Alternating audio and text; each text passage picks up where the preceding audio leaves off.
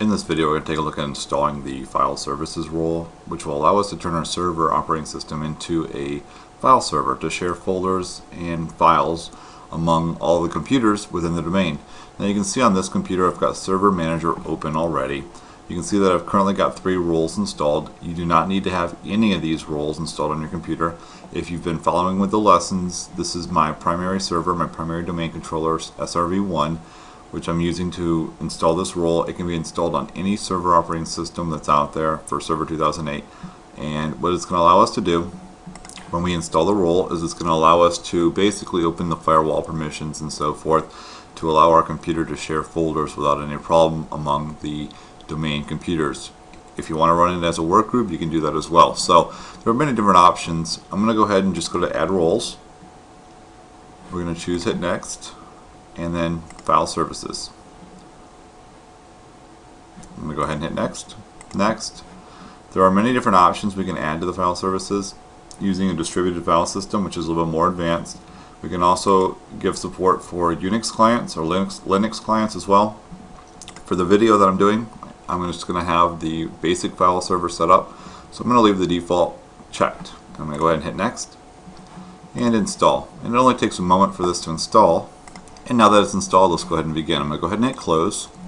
And I'm going to go ahead and close the Server Manager. I've got to choose now where I want to have my folders located on my computer to share out to the rest of the computers on the domain. I'm going to go ahead and just choose the desktop. I'm going to right click and choose New, choose a folder, and I'll call this one Share 1. And now that I've created the folder, it is still not being shared. In fact, how I can actually check to see what is being shared is just by going to Start and typing in \, and then the name of the computer. And the name of this computer is SRV-1. If I hit Enter, you can see there's currently 2 folders being shared. These folders are only being shown because I'm logged in as the administrator. They're not being shared across everybody on my domain. So don't worry if you see these folders show up and you're kind of concerned for security reasons. They're not being shared to everybody on the domain. What I do want to see is this share folder, Share 1, located inside this folder here, being shared. And the whole \, that's the UNC path, that can be done to on any computer on the network. You can type in on the domain \, and then the name of this server, and you should see the shared folders that are being provided by this server.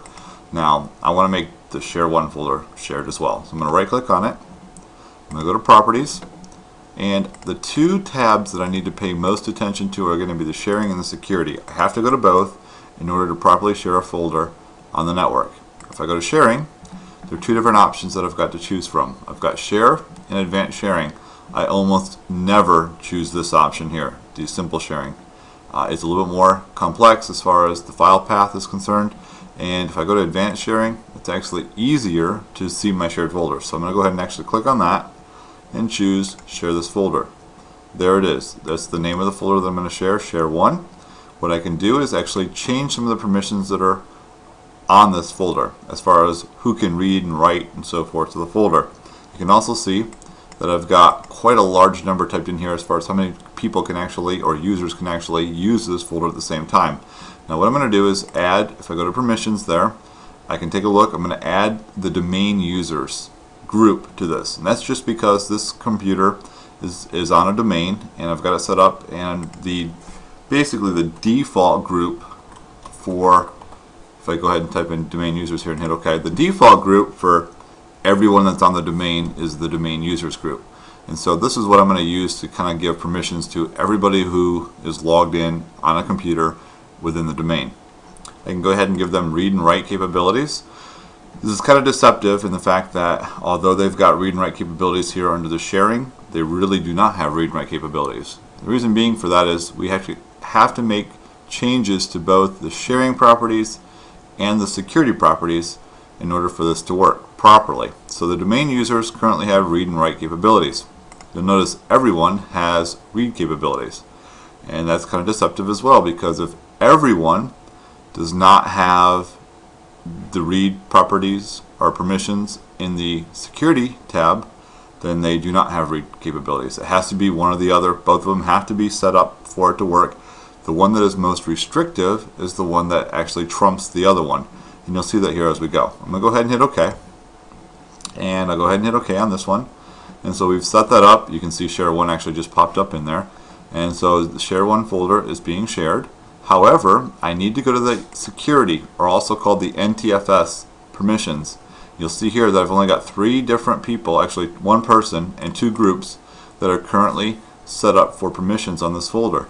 If I want all the domain users to be able to use this share 1 folder, I must add them here. So I'm going to go ahead and go to edit and add. We'll type in domain users, and I'm going to go ahead and there are those domain users. Now that they've got permissions here under the security and permissions on the sharing, then what ends up happening is the most restrictive one still applies, but now they've got the ability to at least read both. You can see read and execute is already checked, listing folder contents and reading. If I want to give them write capabilities, I typically choose modify. I'll go ahead and click that, and you'll notice that by default write was also selected. Go ahead and hit apply and OK. So now let's talk about these domain users. The domain users group is the default group for everyone that's on the domain. They have read and write capabilities under the security tab. They also have read and write capabilities under the sharing permissions. Since they've got read and write capabilities under both tabs, they have read and write capabilities. If I were to remove the write capabilities on one of these 2 tabs, then the most restrictive one applies, which would be the write-only or read-only capability. And so you've got to be very careful with this. They have to be set up in both in order for it to work. Keep that in mind. And now to show you what I mean, I'm going to go ahead and create one more share folder. I'm going to go to new folder, call it share 2. And we're going to go ahead and right click, go to properties, sharing, advanced sharing. We'll share it. You'll notice permissions are everyone can read. Let's go ahead and add the domain users. And if I just type in domain and hit enter, you'll get a list of all the things here. I'm going to click on domain users. So domain users are there. And this time I'm going to give them change and read. Hit apply. OK. OK. And then go to the NTFS settings or the security settings. I'm going to go ahead and add the domain users. And you'll notice by default they only have read and execute, list and read. Alright, I'm going to forget on this particular folder to actually click modify or write. So I'm just going to leave read capabilities. Hit OK. So on security settings, the domain users only have read capabilities. On sharing, they have read and write. So let's go ahead and switch over to a client computer that's plugged into the switch on my network. And so now that I'm here at the client, what I'm going to go ahead and do, this is a Windows 7 computer that's on my domain. If I just go to start and actually type in the same thing I did on the server, // the name of the computer, SRV-1, that's the name of the server that has the shared folder, and if I just hit enter, that'll go ahead and open up. So this is the UNC path that I typed in with the backslashes. Basically it's just the name of the device that you're actually wanting to connect to. In this case it's a server.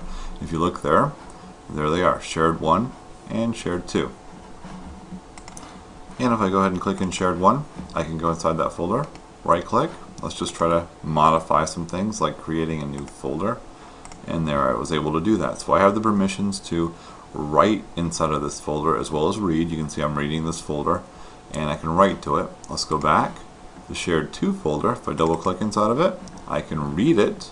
I'm going to try to right click, choose new folder, and you can see that my permissions are denied. The reason why they're denied, if you remember from earlier, is the fact that the folder, the sharing permissions say I can read and write, but the security permissions say that I can only read. And so the security permissions trump the sharing permissions. You have to have both the write and read capabilities for both the sharing and the security side of your permissions. So this concludes the video on setting up the shared or file services and setting up a shared folder within Server 2008.